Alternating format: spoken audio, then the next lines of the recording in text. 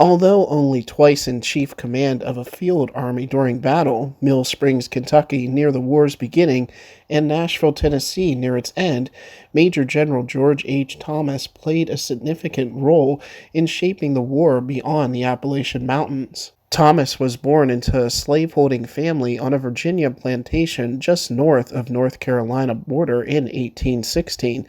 At the age of 20, he received an appointment to West Point, where his significantly younger peers called him Old Tom.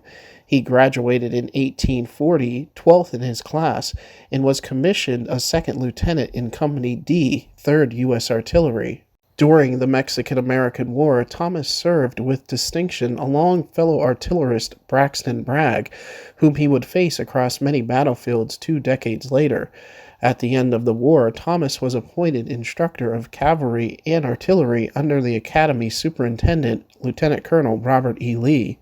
At the outbreak of the Civil War, Thomas did not resign his commission in the U.S. Army, despite offers of several prominent commissions in the Confederate Army. His decision to remain loyal to the Union created a deep rift with his family, one that would not heal in his lifetime. Thomas's comrades and former students felt the same way.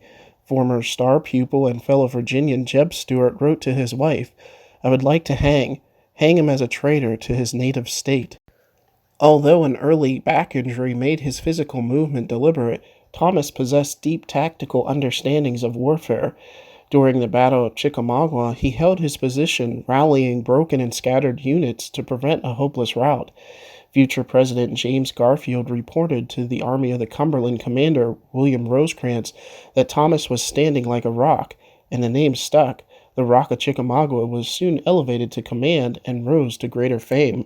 Following the end of the war, Thomas commanded the Department of the Cumberland in Kentucky and Tennessee, and at times also West Virginia and parts of Georgia, Mississippi, and Alabama, where he worked to uphold the rights of freed men against abuse. In 1869, he requested a transfer to command the Department of the Pacific in San Francisco, where he died the following year of a stroke. Thomas liked his privacy. He destroyed his private papers to keep his life from being hawked in print. An early death prevented him from publishing his memoirs, a popular genre of former generals in the 1870s and 1880s, and defending his legacy from fellow commanders looking to promote their own at others' expense. William T. Sherman, a lifelong friend since their West Point days, however, called Thomas's service throughout the war transcendent and listed him along with Ulysses S. Grant as the heroes deserving monuments like those of Nelson and Wellington in London, well worthy to stand side by side with one of which now graces our capital city of George Washington. Today, a statue of the Rock of Chickamauga stands in downtown Washington, D.C.'s Thomas Circle.